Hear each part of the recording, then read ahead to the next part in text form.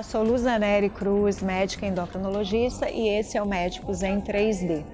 Nesse espaço, nós vamos levantar algum debate, tentar tirar algumas dúvidas e, por último, te dar algumas dicas.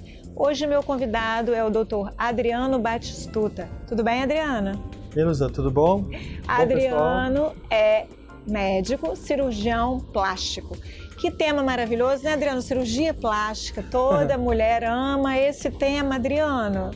E assim, a gente podia juntar duas coisas. É nosso tema frequente aqui nesse espaço, falar um pouquinho sobre o coronavírus. Me fala como é que é ser cirurgião em tempos de coronavírus. Só para poder dar um contexto, vocês ficaram sem operar por uns 60 dias, foi isso? Foi mais ou menos isso daí, né? Logo no início da pandemia, você sabia muito pouco, né? Então as pessoas tiveram mais aquela retração natural, né? Nós tivemos um cuidado, uma abordagem bem conservadora no consultório. Nós tínhamos algumas revisões para fazer e nós marcávamos pacientes que nem se encontravam no consultório, né? Tipo de meia hora, de hora em hora, então os pacientes nem se viam. Aqueles cuidados, usar máscara e tudo, até a coisa voltar ao normal, né? A gente procura manter esses cuidados daí. A gente continua passando os cuidados de limpeza, de usar a máscara, mas o volume de consultas, de revisões aumentou, né? Mas procuramos manter o espaçamento, né? O afastamento e esses cuidados ainda.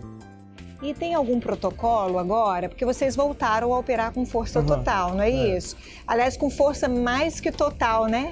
Que eu acho que as pessoas ficaram em casa, meditando, de repente vendo alguns defeitos nelas próprias, o povo né, se Adriano? olhou mais no espelho, né? E aí voltaram querendo corrigir alguns defeitos, né? Ficar bem consigo mesmos. E então, você agora... Até uma coisa que eu te perguntei, eu vejo assim que os pacientes, se eu fosse cirurgiã, eu teria um pouquinho de medo de operar. Um paciente que teve coronavírus, você dá um afastamento maior, assim, por exemplo, no último dia de sintoma, quantos dias vocês costumam dar? E o paciente sintomático, quem é que vocês falam assim, não, esse não pode operar? Ah, tá.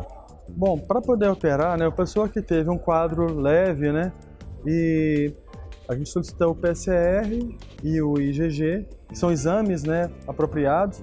Se eles derem negativo, está liberado. Normalmente isso daí em torno de 2 semanas, né, após os sintomas, né? Início pode dos fazer. Sintomas. E os pacientes que a gente não faz, né, se tiver qualquer suspeita, né, a gente solicita e só depois então, né, foi verificado que não tem, que a gente faz. E eu tenho orientado os pacientes também, porque depois que faz os exames, o paciente ainda corre o risco de pegar, né? Então eu tenho orientado o uso da ivermectina, tomar de maneira profilática, né? Toma uma dose, né? Faz a cirurgia, né? Depois da primeira dose, 15 dias depois toma outra dose. E mais uma dose tem que entrar mais ou menos 1 mês de cirurgia, onde o paciente está bem restabelecido e já está bem. E o local que opera é importante? Por exemplo, um hospital que não tenha casos de coronavírus. Vocês têm tido esse tipo de preocupação de operar e de internar longe de uma instituição que interne também coronavírus? Essa é uma preocupação importante, né? Uma condição para poder operar no hospital que não tenha Covid, né? Porque o contato próximo, né, acaba tendo um risco um pouquinho maior. Então a gente tem evitado operar em hospitais maiores, né? Tem uma migração maior para os hospitais de pequeno porte que não têm acesso a coronavírus, né? E Adriano, eu até comentei com você que eu tenho visto como clínico pacientes que têm diagnóstico de coronavírus, vão para casa, têm alta já e voltam às vezes com lesões de pele. E eu tenho 1 ou 2 casos de cirurgiões plásticos, de colegas diferentes, que tiveram até necrose da cicatriz. E você falou que você não tem visto isso, né? Mas isso é uma coisa que pode acontecer, né? Dentro de um contexto que a gente está vivendo de pandemia. E você tomaria alguma atitude especial? Por exemplo, olharia a hemoglobina? Tem algum exame mais especial para a gente evitar que essa pessoa tenha essa cicatrização ruim ou não? Bom, o coronavírus, né, como a gente sabe, né, uma da fisiopatogenia é a ação dentro do vaso sanguíneo, né? Ele pode prejudicar a circulação em determinada região. Então, se tem um descolamento grande de pele, tipo cirurgia de abdômen, cirurgia de face, então o paciente tem que estar muito bem, né, com a hemoglobina boa. E uma conduta prudente também é passar dilatadores, né, a pentoxifilina, né, a gente usa vasodilatadores para poder diminuir esse risco. Heparina profilática, A né? heparina também, em abdômen a gente sempre faz, né, heparina profilática. Pelo menos no mínimo 6 dias, né? Pós-operatório, né? Isso, pós-operatório. Para garantir, né, que tenha... Porque às vezes a pessoa coloca tanta energia, tanta expectativa, né, em cima daquela cirurgia. Já a pessoa tiver alguma complicação tão ruim, né, Adriano? Ah, com certeza, né? A cirurgia plástica é uma cirurgia onde a pessoa ela tá bem e quer sair melhor ainda, né? Se a gente, de certa maneira, né, cria uma situação dessa, não é bom nem para o cirurgião, nem para paciente. Né? Então, muito interessante essas suas colocações, até para o paciente se sentir seguro para voltar a operar. Porque durante muito tempo a gente lidou muito com medo, né? E agora as pessoas estão confiantes de voltar a cuidar da sua saúde. Então, eu achei super interessante. No próximo bloco, nós vamos falar se existe ou não técnicas novas dentro da cirurgia plástica. Aguarde.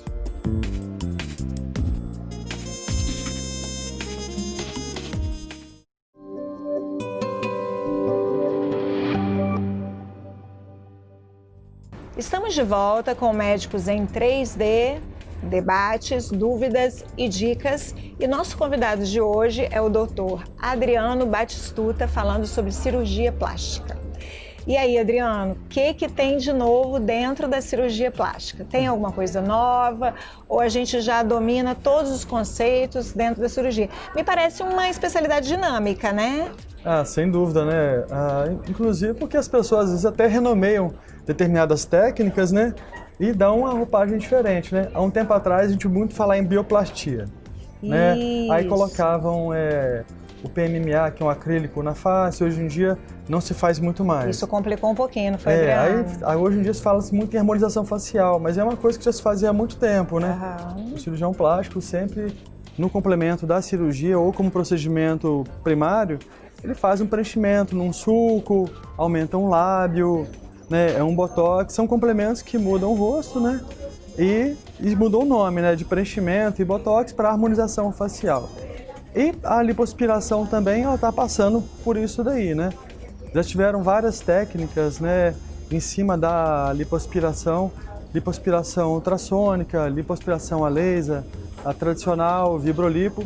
E hoje a gente ouve falar da lipoaspiração HD, né?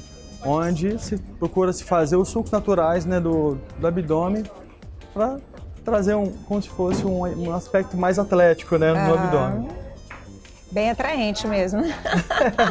Fica parecendo que é uma técnica excelente, né? Assim, quem não gostaria de ter esse aspecto atlético? Mas eu entendo que não é para todo mundo, né, Adriano? Por exemplo, a harmonização também que você falou, tem uma série de pessoas que estão arriscando um pouco também, né? Modificando o rosto demais, assim como essa modificação extrema do abdômen.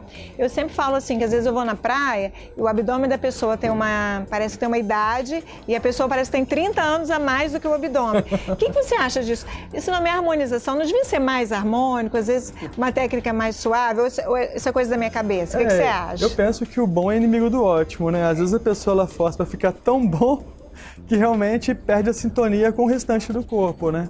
E o risco de complicações realmente é maior quando se exagera, né?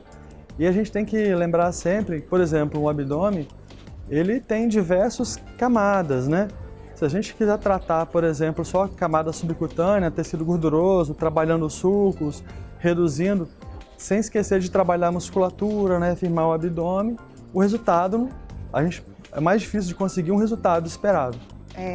E Adriano, assim, uma coisa que me interessa muito, que às vezes o paciente chega para mim e fala assim, eu preciso emagrecer porque o cirurgião plástico mandou. Falou que só vai me operar se eu perder tantos quilos, traça uma meta, é bem bacana. E aí duas coisas acontecem, né? Às vezes a pessoa emagrece super bem, faz a cirurgia plástica, você deve acompanhar isso também, e depois engorda tudo de novo, porque ela não emagreceu para a vida, para estar bem, ela emagreceu para fazer a cirurgia. Emagreceu a cabeça, né? E outra coisa que eu vejo também é que a pessoa às vezes não emagrece e mesmo assim ela é submetida ao procedimento. Você tem experimentado isso, essas situações lá no consultório? Como é que você lida com isso? Em relação ao peso, né, eu procuro saber principalmente a expectativa do paciente, né? Quando o paciente vai para a cirurgia querendo emagrecer, não é uma boa opção, porque uma cirurgia que a gente consegue tirar 4, 5 quilos, né? Se a pessoa fizer um regime de um mês, ele consegue perder esse peso. Agora, um paciente está acima do peso, ele tem aquele abdômen avental que incomoda, entendeu? Ele tem um pouco de dificuldade com o peso, mas é um peso estável, a pessoa se sente bem. Aí esse paciente a gente indica, né? Por exemplo, uma cirurgia de abdômen, ele vai ficar satisfeito, entendeu? Vai perder um pouquinho de peso, mas vai manter aquele abdômen, né? Vai diminuir aquela assadura que tem no verão. Então ele vai ter um ganho, né? Nesses casos a gente tem indicado. A gente procura evitar, sempre que possível, os pacientes que estejam muito acima, que realmente aí as complicações são mais comuns, né? Principalmente acima de 30 de IMC, costuma ter um pouquinho mais de complicações. Então, se puder evitar, é melhor, né? E a cirurgia de mama continua sendo a cirurgia que a gente mais vê sendo realizada? Ou tem alguma outra cirurgia que entrou dentro do desejo das pessoas ou da indicação das pessoas? E outra coisinha que eu fico assim sempre curiosa, os homens agora têm ido mais ao consultório também, procurando cirurgia plástica? Os homens têm ido, sim. Bom, a cirurgia de mama, realmente, né, uma das maiores procuras principalmente a prótese de mama, porque a gente percebe que é um ganho quase que imediato, né? E como, de uma maneira geral, a cultura, ela mostra, né, mulheres com a mama um pouco maior, mais marcada, então as mulheres têm procurado isso daí. E em relação aos homens, realmente é como, muitas vezes eles vão acompanhando a mulher, ele vê aquela recuperação, o ganho que elas têm, eles pensam assim, poxa, eu também posso fazer, entendeu? E como as pessoas estão mais tranquilas em relação a isso, né? A visão de um homem fazendo uma cirurgia plástica, né? Então está sendo bem aceita. Uhum. Adriano, eu sempre peço, por último, assim, para o meu convidado dar uma dica. E eu estou te pegando até de surpresa, né? E aí eu queria que você desse uma dica para as pessoas que nos assistem, até para um colega médico, se for o caso. Eu, por exemplo, você me ajudou em um monte de dúvidas que eu tinha aqui agora. Mas você tem uma dica específica que você gostaria de dar? Bom, cirurgia plástica as pessoas têm que encarar, né, como uma cirurgia qualquer, né? Não é assim, você ir ao shopping comprar uma roupa ou uma coisa do tipo, né? Então é bom haver um bom planejamento, escolha de um profissional adequado, né? De preferência, se alguém te indicar, você vai no site da Sociedade Brasileira de Cirurgia Plástica, observa se esse profissional ele está inscrito lá. Se ele está inscrito na Sociedade de Cirurgia Plástica, quer dizer que ele fez no mínimo 2 anos de cirurgia geral, mais 3 anos de cirurgia plástica. Então é o profissional indicado para fazer, o risco de complicações vai ser menor. Adriano, obrigada. Eu que agradeço. Super esclarecedora essa sua fala. Gostei muito de estar aqui com você, tá bom? Muito obrigado pela presença e poder ajudar a esclarecer essas dúvidas. Esse foi o Médicos em 3D, debates, dúvidas e dicas. Até o nosso próximo encontro.